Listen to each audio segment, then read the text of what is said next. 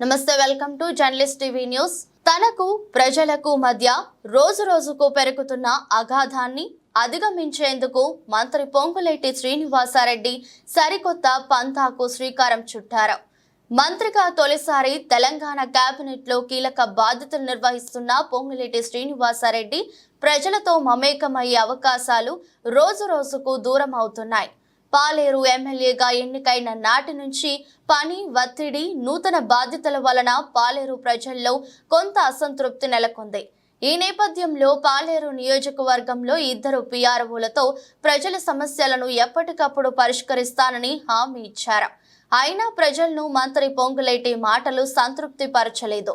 ఈ నేపథ్యంలో ప్రజల వద్దకే ప్రజాప్రతినిధి అన్న తరహాలో ఎన్నికల సమయంలో మొక్కుబడి పర్యటనలతో కాలం వెళ్లబుచ్చకుండా నేరుగా ప్రజలతో మమేకమైతేనే పొంగులేటి శ్రీనివాసరెడ్డి ప్రజల మనిషిగా మళ్లీ తన పందాను సుస్థిరం చేసుకునేలా అడుగులు వేయనున్నారు.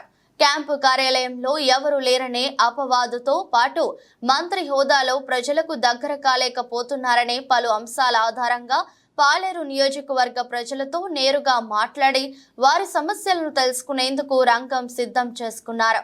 కాంగ్రెస్ ప్రభుత్వం అధికారంలోకి వచ్చిన మొదటి రోజు నుంచి ప్రజల వద్దకే పాలన అందిస్తామని, ప్రభుత్వ కార్యాలయాల చుట్టూ బాధితులు తిరగాల్సిన అవసరం లేదని చెప్తూ వచ్చిన నేపథ్యంలో మంత్రి పొంగులేటి సైతం తనను ఎమ్మెల్యేగా గెలిపించి శాసనసభకు పంపించిన పాలేరు నియోజకవర్గ ప్రజల రుణం తీర్చుకోవడానికి ప్రజల వద్దకు వెళ్లేలా నిర్ణయం తీసుకున్నారు. నేరుగా కలిసి వారు ఎదుర్కొంటున్న ప్రధాన సమస్యలను తెలుసుకొని వీలైతే అక్కడికక్కడే పరిష్కారం చూపేలా ప్రణాళిక రూపొందించుకున్నారు. ఒక్కో గ్రామంలో సమావేశం ఏర్పాటు చేయనున్నారు. ఆ సమావేశంలోనే బాధితుల నుంచి వినతులను స్వీకరించి సత్వర పరిష్కారం చూపే ప్రయత్నం చేయనున్నారు.